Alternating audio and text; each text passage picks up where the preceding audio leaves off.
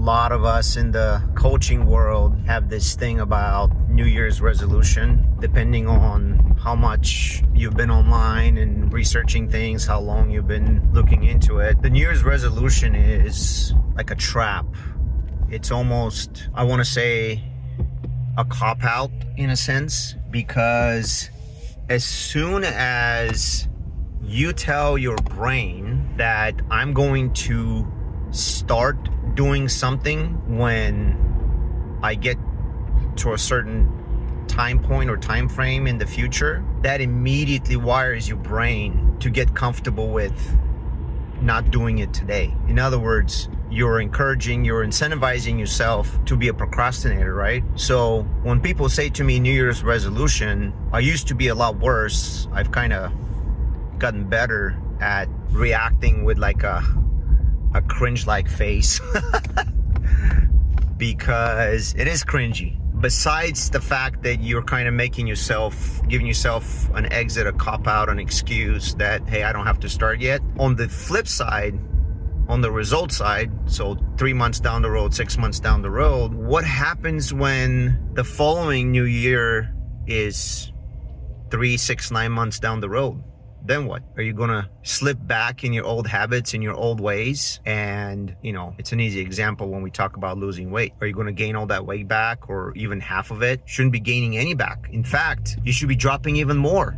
How do you keep dropping more weight? By making one very easy, simple switch in your brain, which is by telling yourself that it's not a New Year's resolution, it's actually a new way that I live life in this area of my life, right? So in other words, if you're someone that's been in a certain type of like an abusive relationship, you always get someone from the opposite gender that ends up badly or whatever the case is, you don't just tell yourself, oh, when I get my next girlfriend, when I get my next boyfriend, then I'm gonna start doing these different things, right? It's not like that. When there is enough pain and you've gone through enough of these painful relationships, painful breakups,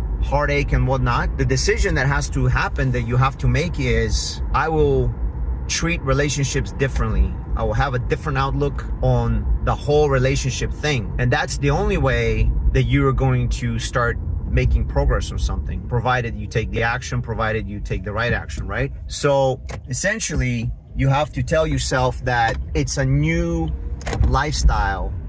It's a new way of doing the thing that you need help with, instead of saying, when this future things happens, then I'm gonna change how I do the thing that brings me pain, and then we'll go from there. So that's my point about the New Year's resolutions. And like I said, there are a lot of people online now that are starting to make a lot of noise about it. I've been practicing this for at least 4 or 5 years now, and I really, really am not a fan of New Year's resolutions, because it's not about one thing that you make a change on sometime in the future. It's about start today and look at it as a new way of doing things in that particular area of your life. If this resonates with you, if you guys got some value from this, you learned something new, gave you a different perspective, check out my community-owned school. It's called Your Supercharged Life. I'm gonna put link down in the description, and go ahead and join. Have a lot of people that operate on this kind of different mindset level. It's all about little by little starting to think differently and look at things differently and from a different perspective, and applying these things to your specific situation so that you can keep moving the needle forward, so you can supercharge your life.